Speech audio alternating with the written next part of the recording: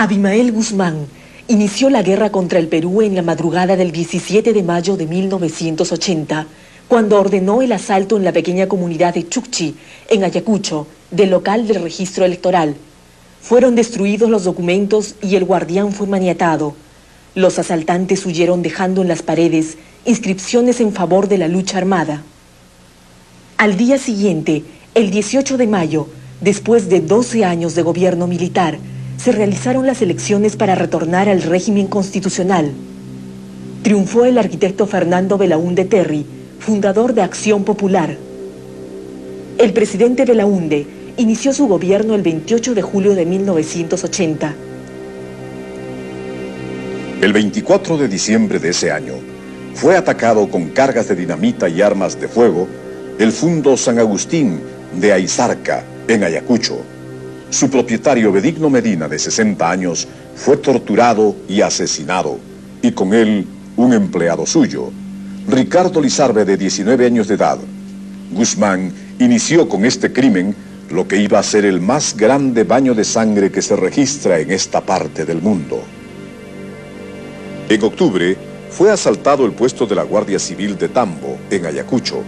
Fueron asesinados un policía y 2 civiles. El robo de dinamita y los asaltos a los policías para despojarles de sus armas se había intensificado. La labor de propaganda en todo el país fue muy intensa. Después del cruento ataque a Tambo, el gobierno se decidió a declarar en estado de emergencia 5 provincias del departamento de Ayacucho. En diciembre levantó esta medida. En todo el año solo se registraron 4 muertos, 2 policías y 2 civiles. El gobierno practicaba la política del avestruz. No quería ver lo que ocurría a su alrededor. En 1982, el terrorismo, envalentonado por la inercia oficial, causó la muerte de 170 personas. El presidente de la República, por intermedio del ministro del Interior, ordenó el repliegue de los puestos de la Guardia Civil de Ayacucho, es decir, dejó amplias zonas del departamento en manos de Guzmán. En marzo de 1982, el terrorismo tomó la ciudad de Ayacucho y liberó los presos senderistas. Hubo muchos muertos y heridos de uno y otro lado. El gobierno se negó a ordenar la intervención de las tropas del ejército, que se encontraban en el cuartel Los Cabitos, a 5 minutos de Ayacucho.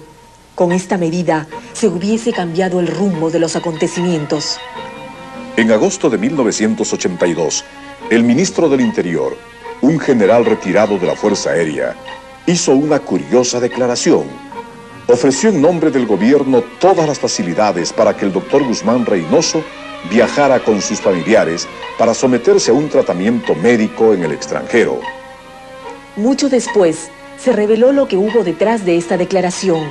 Guzmán Reynoso, que había sido ubicado por la policía en la casa de su suegro, en la avenida Pershing, hizo llegar al gobierno una solicitud de asilo, en vista de que se encontraba gravemente enfermo.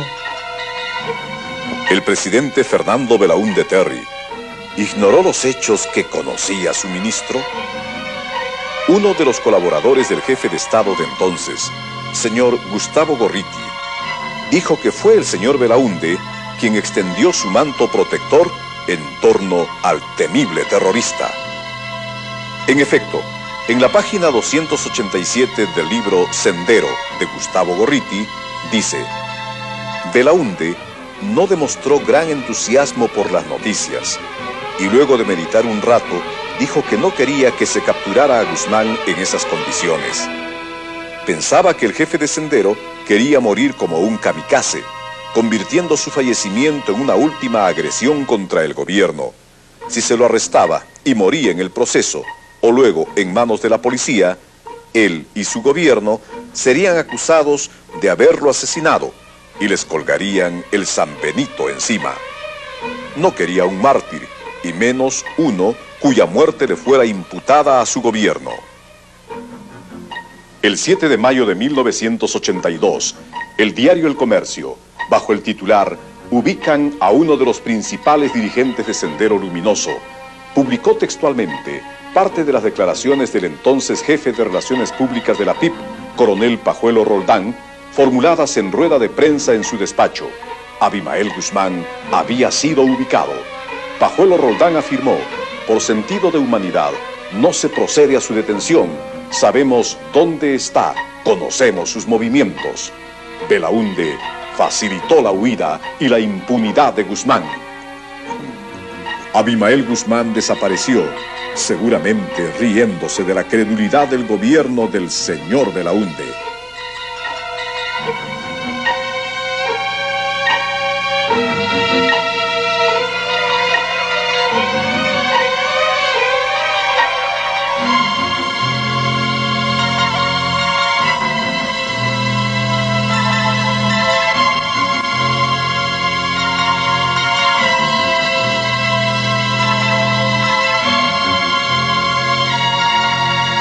Muchos familiares, amigos y compañeros de armas de los victimados policías estuvieron presentes para darles el último adiós y ofrecerles el minuto de silencio.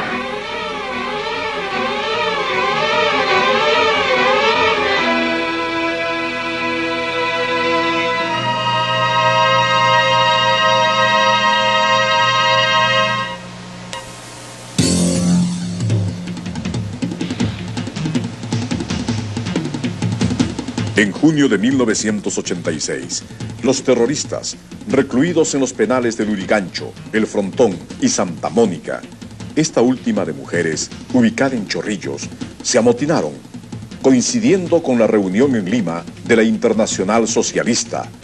La represión culminó con la muerte de 200 amotinados. Yo quiero decirles que este crimen no quedará impune. Tampoco los responsables de este crimen irán a ocultarse dentro de un cuartel de ninguna institución. Estoy ordenando al ministro del Interior que los traslade de inmediato a Canto Grande.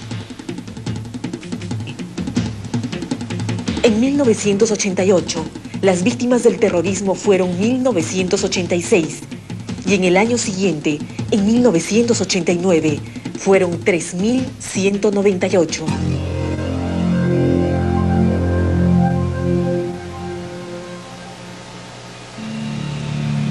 Al concluir el gobierno del doctor Alan García Pérez, era evidente que en los 5 años de su administración, muy poco, casi nada había hecho para combatir en forma efectiva al terrorismo y al narcotráfico.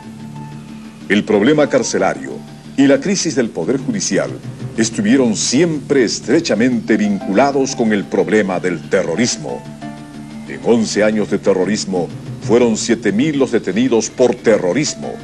El 85% de estos fue puesto en libertad por disposición del Ministerio Público y del Poder Judicial. Esto revela la absoluta incapacidad de los poderes del Estado para encarar el problema del terrorismo.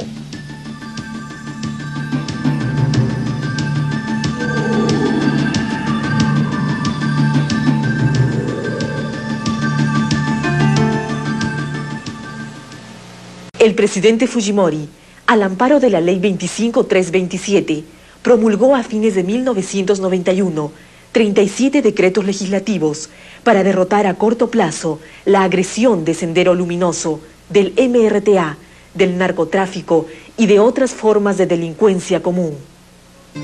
El Parlamento rechazó esta legislación con el pretexto que invadía los fueros del poder legislativo y conducía a la militarización de la lucha contra el terrorismo.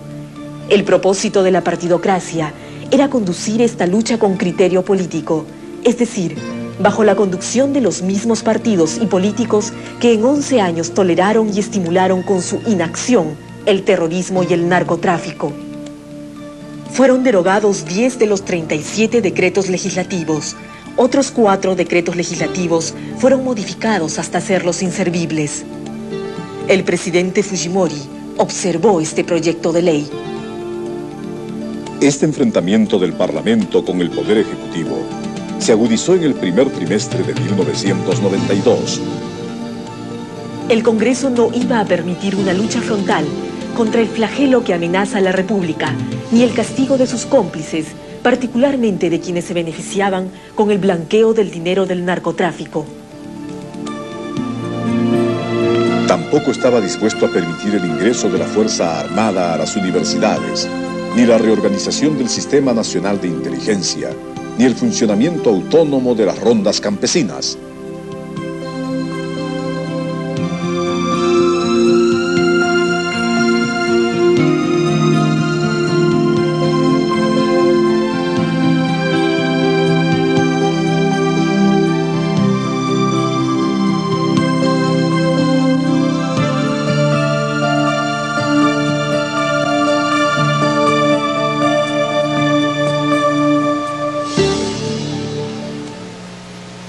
Presidente Gonzalo es el guía con que pueblos del mundo triunfarán.